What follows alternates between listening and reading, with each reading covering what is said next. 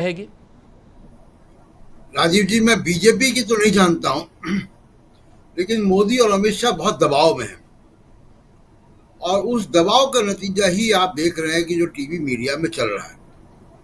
और याद कीजिए कि 30 तारीख, आज 2 तारीख में हम लोग बात कर रहे हैं राजीव जी, और कल ये एग्जिट पोल आए हैं। एग्जिट पोल आने के 2 दिन पहले 30 तारीख को हमारा आपका एक पॉडकास्ट आया और उस पॉडकास्ट में हमने पहले ही कह दिया था हम लोगों ने कि 300 पार की फिगर इनको एक रेंज दे दी गई है जी। और ये पहले आखिरी चरण के मतदान के पहले दे दी गई है।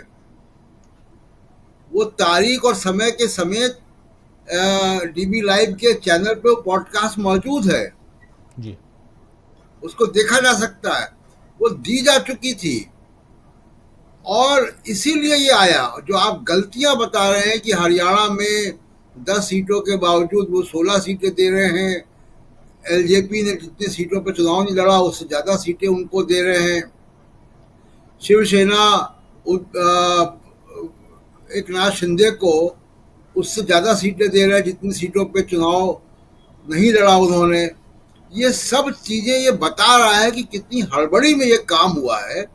यानी एक संख्या बता दी गई कि ये संख्या में आपको भरना है, अब उस भरने में गलतियां हुई हैं।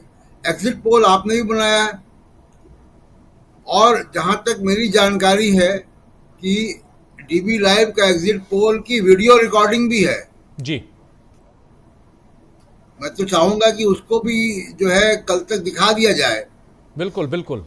कि सैंपल कलेक्शन के वक्त के कुछ वीडियो भी हैं जिसमें हमारे लोग जो सर्वे कर रहे थे उस समय अलग अलग बूथों पे, जब मतदान का, आप जानते हैं दोस्तों कि एग्जिट पोल क्या होता है। आप बूथों पे जाते हैं, जो मतदान करके निकलते हैं लोग उनसे बातचीत करते हैं और जब उनसे बात कर रहे हैं और उसके कुछ वीडियोग्राफ्स अलग अलग देश के अलग अलग हिस्सों के हमारे पास हैं। और ये हमने स्पेशली करवाया इस बार इसलिए कि कल को कोई ये ना कहे कि आपने, और कहते हैं लोग या आपने तो घर बैठ करके, और जैसे अभी हम लोग बात कर रहे हैं कि 300 दे दिए गए, 350 दे दिए गए, आप उसको जहां ऊपर नीचे कीजिए तो उसके बाद वही होता है। हमने इसीलिए उसकी वीडियोग्राफी करवाई है और वो हमारे पास है।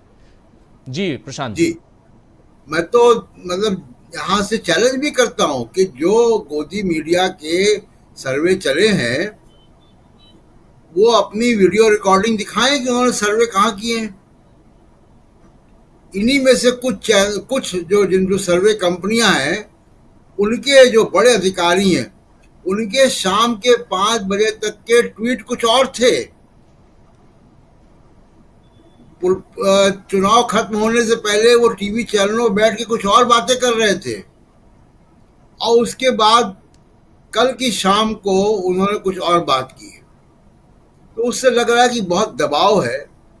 मैं जी। अरविंद केजरीवाल की बात पे से सहमत हूं, मैं उस पर आता हूं, लेकिन एक और बहुत महत्वपूर्ण बात यह है राजीव जी कि देखिए चुनाव बहुत लंबा था, 40 दिन का चुनाव था। ये भयंकर गर्मी के बीच चुनाव हुआ है। 82 दिन टोटल, 82 दिन, 82 82 डेज, जिसमें 44 दिन तो पहले फेज से आखिरी फेज तक।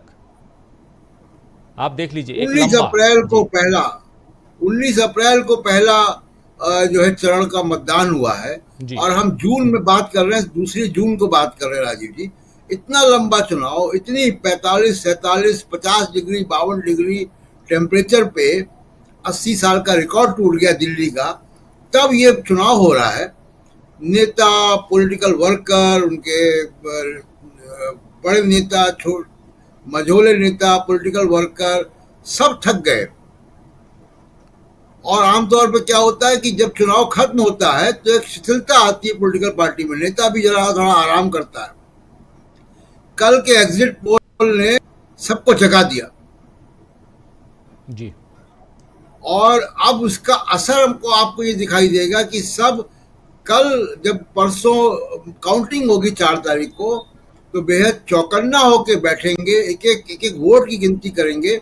और एक बड़ी जीत यह हासिल की है, अभिषेक मनु सिंघवी जी ने बताया, वो तो बात है अपनी जगह पे, चिंताजनक बात है, लेकिन एक बड़ी जीत यह हासिल की है कि इलेक्शन कमीशन ने जिस मेज पे ईवीएम खुलती है उस मेज से दूर बैठा दिया था। कल भी चर्चा हम लोग कर रहे थे इस बात को जी। लेकर। अब इलेक्शन कमीशन ने उसको बदल दिया है। इलेक्शन कमीशन ने काउंटिंग की मेज पर पॉलिटिकल पार्टी के एजेंट्स को बैठने की इजाजत दे दी है। काउंटिंग के टेबल बैठने का मतलब है कि वो विजिबल डिस्टेंस में होंगे, उनको दिखाई देगा कि मशीन का जो डिस्प्ले है वो क्या कह रहा है और जो अधिकारी है वो क्या बात कर रहा है। जी। ये बहुत आवश्यक था।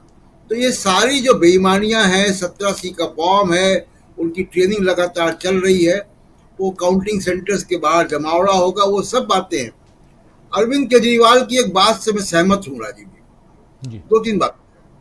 एक, हम लोग इस पे चर्चा कर चुके हैं, वो अरविंद केजरीवाल ने आज बोला, हम लोग बहुत पहले से चर्चा कर चुके हैं कि बीजेपी और आरएसएस के अंदर गुजराती लॉबी के खिलाफ बड़ा अनरेस्ट है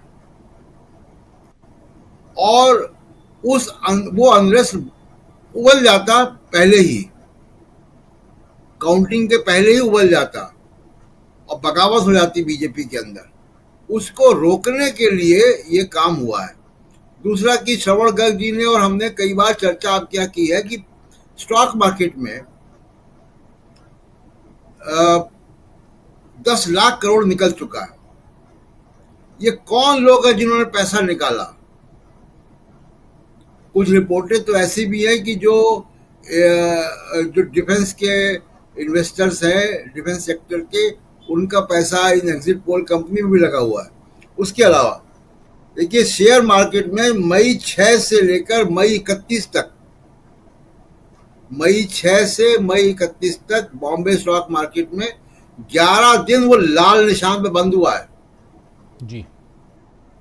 कुछ लोग थे जो पैसा निकाल रहे थे वहां से। बिल्कुल।